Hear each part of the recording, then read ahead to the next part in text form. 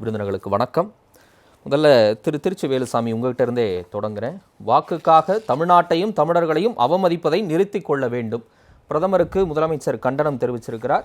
மறுபக்கம் பிரதமருக்கு ஆதரவான குரலும் வருது. தமிழர்களை, தமிழ் கலாச்சாரத்தை, பண்பாட்டை, திருக்குறளை அவர் உலகளவுக்கு எடுத்துட்டு போனவர். அவர் தமிழர்கள் மீது இப்படியான அவதூறை கற்பிப்பார் என்று சொல்வதே அப்பட்டமான பொய் அப்படிங்கிற எதிர்வினையும் வருது. இது எப்படி பார்க்கலாம், புரிஞ்சுக்கலாம்?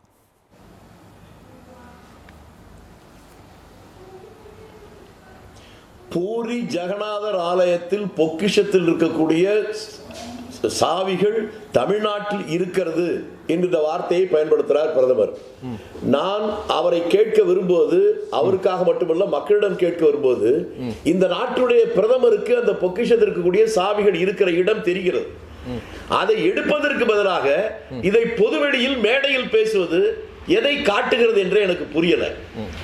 ஆனால் ஒன்று புரிகிறது, ஒற்றை தமிழன் ஒரிசாவில் இருந்தாலும் அந்த பாண்டியனை கண்டு இந்த நாட்டுடைய பிரதமர் மிரளுகிறார் என்பது மட்டும் புரிகிறது. இது தமிழ்நாட்டை அவமானப்படுத்துகிறது என்று சொல்வதில் என்ன தவறு இருக்கிறது என்று புரியல. அங்க இருக்கிற பொக்கிஷ அறையில் இருக்கக்கூடிய சாவி எல்லாம் தமிழ்நாட்டில் இருக்குன்னு தெரிஞ்சதற்கு பின்னாலும் நீ ஏன் அதை எடுக்கலன்னு தான் தமிழ்நாட்டில் இருந்து குரல் வரணுமே ஒழிய பிரதமரை அவமானப்படுத்துவதாக சொல்வது எனக்கு அது என்ன பொருள் என்றே புரியல. இதுவரை மதவெறியை பேசினார், மொழிவெறியை தூண்டிவிட்டார். இன்றைக்கு அதை தாண்டி இனவெறிக்கு வந்திருக்கிறார் இந்த நாட்டினுடைய பிரதமர். இன்றைய நாள் மறக்க முடியாத ஒரு நாள். நன்றியுள்ள கடைசி இந்தியன் இருக்கிற வரை மறக்க முடியாத, மறக்க கூடாத ஒரு மாபெரும் ஆளுமை ராஜீவ்காந்தியுடைய நினைவு நாள் என்று.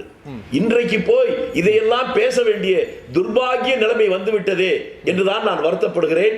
ஒரு பொறுப்புள்ள நாற்காலியில் அமர்ந்திருக்கிற பிரதமர் பொறுப்பில்லாமல் பேசுகிறார் என்பதை தவிர வேறு எதையும் சொல்வதற்கு இன்னும் தோன்றவில்லை. இல்ல, நீங்க இனவெறி அப்படின்னு எந்த அடிப்படையில் வர்றீங்க? இதே பிரதமர் நரேந்திர மோடி தான் எவ்வளவோ முறை நம்மளே விவாதிச்சிருக்கோம்.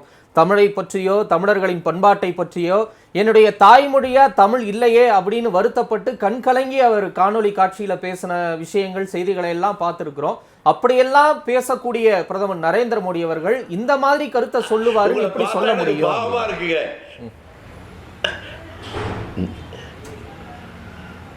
நீங்க நேரடியா ஒருத்தர் கஷ்டப்பட்டா சிரிச்சுட்டு, ஆனா சீரியலை பார்த்த உடனே அழுகிற, நடிப்பை உண்மை என்று நம்புகிற அந்த லிஸ்ட்ல நீங்க வந்துட்டீங்களோ அப்படி எனக்கு ஒரு வருத்தமா இருக்கு.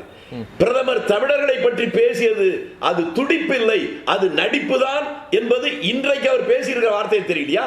எங்கேயோ ஒரிசாவில் இருக்கக்கூடிய பூரி ஜெகநாதர் ஆலயத்தில் இருக்கக்கூடிய பொக்கிஷ அறையில் இருக்கக்கூடிய சாவி தமிழ்நாட்டில் இருக்கிறது என்று சொல்வது தமிழர்களை பெருமைப்படுத்தவா? அங்கே ஒரே ஒரு தமிழர், மரியாதைக்குரிய தமிழராக இருக்கிறான் பாண்டியன், அந்த தமிழ்நாட்டுக்காரன். அவனை அவமானப்படுத்துவதாக நினைத்து ஒட்டுமொத்த தமிழ்நாட்டையும் தமிழர்களையும் அவமானப்படுத்துகிறார் என்பதை புரிந்து கொள்ளவில்லை என்றால், புரிந்து கொள்ளாதவருடைய குறைய ஒழிய தமிழக முதலமைச்சருடைய தவறல்ல. தமிழக முதலமைச்சர் மிக சரியாக எதிர்வினை ஆற்றிருக்கிறார். அதைத்தான் நான் சொல்றேன். இல்ல, அது ஒரு தனிப்பட்ட வி.கே. பாண்டியனை மட்டும் சுட்டுவதா நம்ம ஏன் எடுத்துக்க முடியாது? அப்படியான ஒரு அரசியல் குற்றச்சாட்டா ஏன் எடுத்துக்க முடியாது? ஒட்டுமொத்த தமிழர்களையும் தமிழ்நாட்டையும் இழிவுபடுத்திட்டாங்க, இனிமேல் அதை நிறுத்திக்கணும், இரட்டை வேட அம்பலமாயிருச்சு அப்படின்னு சொல்ற அளவுக்கு என்ன இருக்கு? தனிப்பட்ட வி.கே. பாண்டியனை சொல்லுவதா ஏன் பார்க்க முடியாது? எல்லா தமிழர்களையும் இணைத்து தான் பார்க்கணுமா என்ன?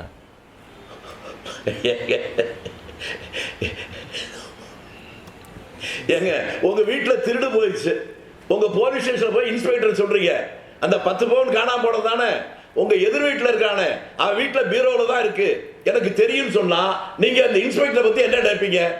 அந்த சாவி தமிழ்நாட்டில் இருக்குன்னு அவருக்கு தெரிஞ்ச உடனே அந்த சாவியை கைப்பற்றுவதற்கான நடவடிக்கை வேண்டுமே ஒழிய எப்போது பொது மேடையில் பேசுகிறாரோ அதில் உண்மை இல்லை, அதில் மனதில் இருக்கக்கூடிய கல்மிஷம் வெளியே தெரிகிறது, அந்த வார்த்தைகள் விஷம் இருக்கிறது.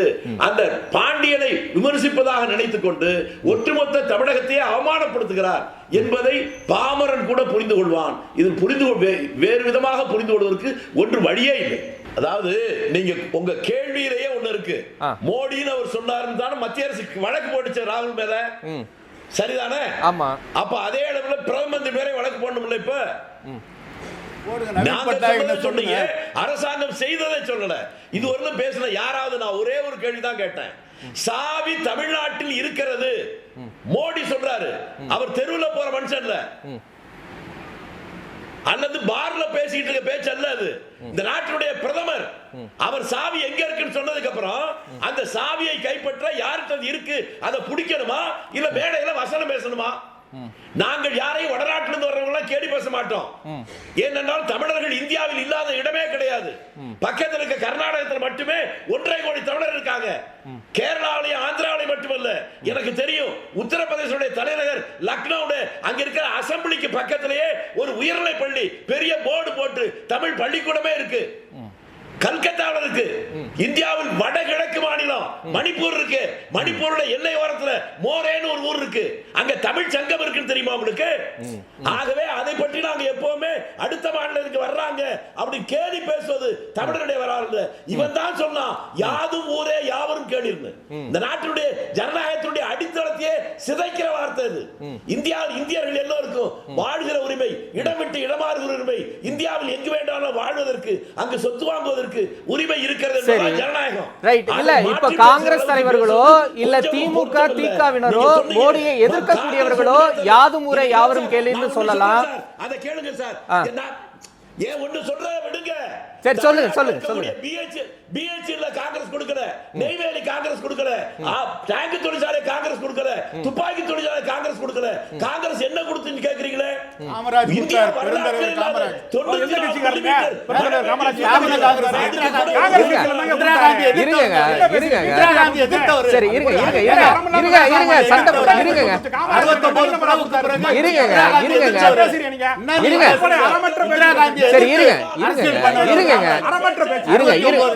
இந்திரா காந்தி எழுத்து பண்ணும் போது இதெல்லாம் கொண்டு வந்தாரா? இருங்க இல்ல அப்பா இருங்க அவர் முடிக்கட்ட.